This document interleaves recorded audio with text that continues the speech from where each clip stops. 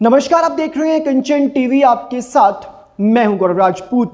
Corona की पहली और दूसरी लहर का कहर झेल चुके हरियाणा में अब कोरोना की तीसरी संभावित जो लहर है उससे निपटने के लिए एक बड़ा कदम उठाया गया है। जी हां, मुख्यमंत्री मनोहर लाल खट्टर ने अब कोरोना से निपटने के लिए खासकर जो तीसरी लहर का अंदाजा कहीं ना कहीं लगाया जा रहा है उसके लिए अब एक टास्क फोर्स का गठन कर दिया है। आपको बता दें कि यह टास्क फोर्स हरियाणा के स्वास्थ्य विभाग के अतिरिक्त मुख्य सचिव राजीव अरोड़ा की अगुवाई में काम करेगी। उनके नीचे ही ये जो पूरी टास्क फोर्स है ये अपने कार्यों को अंजाम देगी। आपको बता दें कि इस टास्क फोर्स का जो काम होगा वो होगा कि महामारी के समय में हरियाणा में तमाम इंतजाम देखना, दवाइयों उपकरणों के ऊपर इस पूरे टास्क फोर्स के जो सदस्य हैं उनकी नजर रहेगी। आपको बता दें कि राजीव अरोड़ा को इस जो टास्क फोर्स गठन किया गया है उसका अध्यक्ष बनाया गया है। उनके तले ही जो पूरा काम है वो किया जाएगा।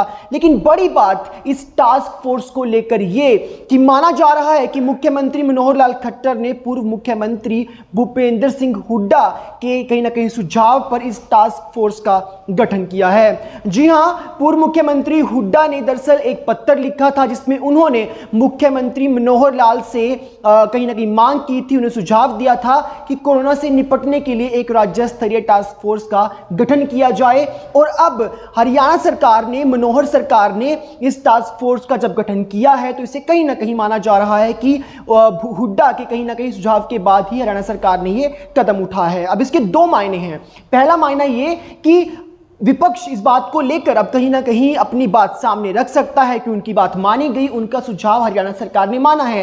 लेकिन दूसरी बात ये कि कहीं ना कहीं अब जिन मुद्दों को लेकर, जिन कहीं ना कहीं बातों को लेकर लगातार विपक्ष हरियाणा सरकार पर उंगली उठा रहा था, अब वो उंगली उठाने का मौका हरियाणा सरकार ने कहीं ना कहीं विपक्ष से छीन लिया है। क्योंकि विपक्ष के कहने पर जब हरियाणा सरकार ने टास्क फोर्स का गठन कर लिया है तो ऐसे में अब कहीं ना कहीं विपक्ष के पास जो उंगली उठाने के मुद्दे थे उनमें कमी आ सकती है। तो दो मायने कहीं ना कहीं इस टास्क फोर्स को लेकर देखे जा रहे हैं। लेकिन बड़ी बात यह कि टास्क फोर्स से कहीं ना कहीं जो तीसरी लहर है उससे निपटने में काफी ज्यादा मदद मिल सकती है।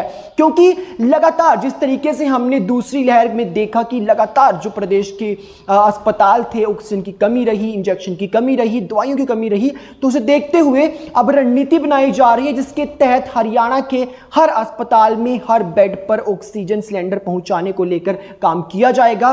किस प्रकार से यह संभव हो पाए इसे लेकर भी अब कहीं ना कहीं रणनीति तैयार की जा रही है। इसी के साथ इस टास्क फोर्स में राजीव अरोड़ा जिनकी अगुवाई में टास्क फोर्स काम करेगी, उनके अलावा कई और बड़े जो अधिकारी हैं अलग अलग विभागों के, खासकर स्वास्थ्य विभाग से जुड़े हुए, उन्हें जगह दी गई है। जी हां, आईएमए हरियाणा यानी इंडियन मेडिकल एसोसिएशन हरियाणा के जो प्रतिनिधि हैं उसी के साथ हरियाणा के मेडिकल कॉलेज के प्रोफेसर, कुछ निजी डॉक्टर जो काफी सीनियर हैं, जो काफी एक्सपीरियंस है कहीं ना कहीं, उन्हें भी इस टास्क फोर्स में जगह दी गई है। अब टास्क फोर्स के जो सदस्य हैं उनका यही काम होगा कि किस प्रकार से हरियाणा में कोरोना की तीसरी लहर आने से पहले जो तमाम इंतजाम होते हैं, चाहे वो दवाइयों के हों चाहे उपकरणों के, उन्हें किया जाए और तीसरी लहर का जो प्रभाव है उससे कम किया जा सके, मौत की जो संख्या है वो कहीं ना कहीं कम रहे। यही अब कहीं ना कहीं मनोहर सरकार का, खट्टर सरकार का एक लक्ष्य बना है जिसके लिए इस टास्क फोर्स का गठन किया गया है। लेकिन अब